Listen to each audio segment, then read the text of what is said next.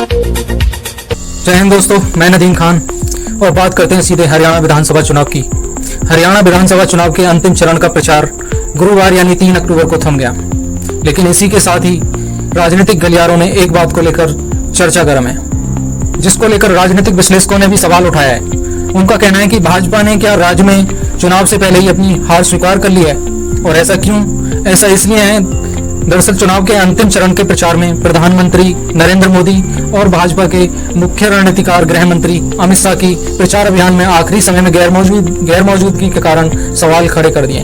बुधवार और गुरुवार को जब हरियाणा के 90 विधानसभा क्षेत्रों के लिए मतदाताओं को आकर्षित करने के लिए भाजपा को अपने सबसे मजबूत प्रचारकों की जरूरत थी, तो प्रधानमंत्री मोदी और अमित शाह ने किसी भी चुनावी सभा को संबोधित नहीं किया। इससे राजनीतिक विश्लेषकों ने भी कई सवाल उठाए और उन्होंने ये यहाँ तक कह दिया कि भाजपा ने अब चुनाव से पहले ही अपनी हार मान ली है। वैसे भी देखा जाए तो कई राजनीतिक पंडितों का मानना है कि इस बार कांग्रेस हरियाणा में बम्पर जीत के साथ आ रही है और बीजेपी काफी वोटों से हार रही है। देखा जाए तो इस बार राजनीतिक पंडितों का भी कहना है कि इस बार कांग्रेस हरियाणा में बम्पर जीत के साथ आ रही है, लेकिन बीजेपी जीत जाती है तो ये कोई चमत्कार से कम नहीं होगा। प्रधानमंत्री मोदी और गृह मंत्री अमित शाह की अनुपस्थिति ने भाजपा के चुनावी अभियान में कई सवाल खड़े कर दिए। जहां प्रधानमंत्री ने अपनी अंतिम रैली मंगलवार को पलवल में की, वहीं अमित शाह ने 29 सितंबर को अपनी आखिरी 3 रैलियों को संबोधित किया था।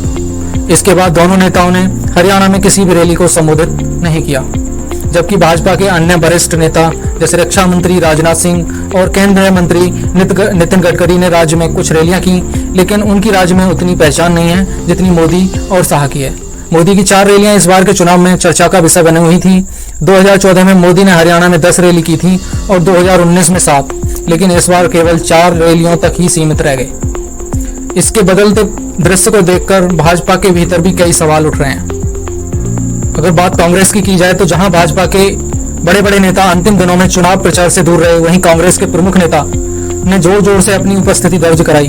कांग्रेस के नेता राहुल गांधी ने 3 अक्टूबर को नूंह और महेंद्रगढ़ में चुनावी रैलियों में हिस्सा लेकर गांधी, वाड्रा और मल्लिकार्जुन खड़गे भी कांग्रेस के प्रचार में अहम भूमिका निभा रहे हैं। कांग्रेस की सक्रियता ने भाजपा के लिए बड़ी चुनौती खड़ी कर दी है।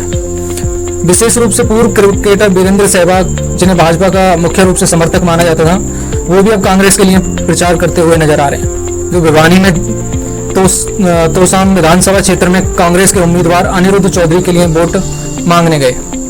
ये कांग्रेस के लिए एक बड़ी जीत के रूप में भी देखा जा रहा है, क्योंकि सहवाग जैसे लोकप्रिय व्यक्ति का समर्थन कांग्रेस को स्थानीय मतदाताओं के बीच आकर्षित करने में मदद करता है। दूसरी तरफ भाजपा की रणनीति पर भी सवाल उठ रहे हैं। भाजपा की केंद्रीय लीडरशिप की हरियाणा में कम सक्रियता ने राज्य में पार्टी की रणनीति पर सवाल खड़े कर दिए हैं। हरियाणा में सत्ता विरोधी लहर का सामना कर रही है। भाजपा के लिए ये बहुत ही महत्वपूर्ण था और राजनीतिक विश्लेषकों का मानना है कि मोदी और शाह को प्रचार के आखिरी चरण में अधिक सक्रिय होना चाहिए था, जो कि ऐसा हुआ नहीं। भाजपा के एक वरिष्ठ नेता ने नाम न छापने की शर्त पर कहा है कि पार्टी को कांग्रेस की तरह आखिरी 2 दिनों में रोड शो और रैलियों का आयोजन करना चाहिए था, ताकि सत्ता विरोधी लहर के खिलाफ माहौल बनाया जा सके।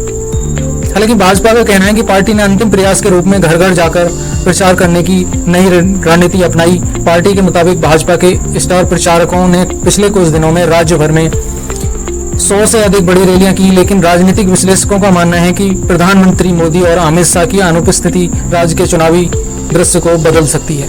देखा जाए तो बीजेपी के लिए 10 साल में बहुत कुछ बदल गया है। हरियाणा, जिसने 2014 और 2019 में भाजपा को बाहरी समर्थन दिया था, इस बार बदला हुआ दिख रहा है। भाजपा जो राज्य में विकास के बड़े बड़े वादे और मोदी के करिश्मे पर भरोसा करती थी, अब सत्ता विरोधी लहर का सामना कर रही है। राज्य में पार्टी के कई नेताओं की नाराजगी और किसान आंदोलन के बाद पार्टी की छवि को नुकसान के चलते भाजपा के लिए इस बार चुनाव चुनौतीपूर्ण बन गया। कई राजनीतिक पंडित मानते हैं कि हरियाणा में भाजपा का प्रदर्शन इस बार उम्मीद के मुताबिक नहीं रहेगा। चुनावी सर्वे में भी कांग्रेस की स्थिति भाजपा से काफी बेहतर बताई जा रही है। भाजपा के नेताओं में इस बार निराशा साफ साफ दिख रही है और पार्टी को 8 अक्टूबर के नतीजों का इंतजार है, जब ये साफ हो जाएगा कि हरियाणा की जनता ने किसे सत्ता की चाबी सौंपी है। हरियाणा की राजनीतिक स्थिति में इस बार कई बदलाव देखे गए हैं। भाजपा जो राज्य में 2014 और 2019 के चुनावों में मजबूत स्थिति में थी, अब कमजोर पड़ती दिख रही है। राज्य में सत्ता विरोधी लहर है और कांग्रेस का जोरदार प्रचार भाजपा के लिए खतरे की घंटी साबित हो रहा है। कुल मिलाकर देखा जाए तो हरियाणा में भाजपा की कम सक्रियता है और कांग्रेस का आक्रामक प्रचार इस बार चुनावी परिणामों पर गहरा प्रभाव डाल सकता है। अब 5 तारीख को वोटिंग होनी है, उसके बाद नतीजे आएंगे, तभी जाकर पता चलेगा कि हरियाणा ने आखिर किसको अपना समर्थन दिया है। धन्यवाद। आप हमारा चैनल बुलंद भारत हिंदी जरूर सब्सक्राइब करें।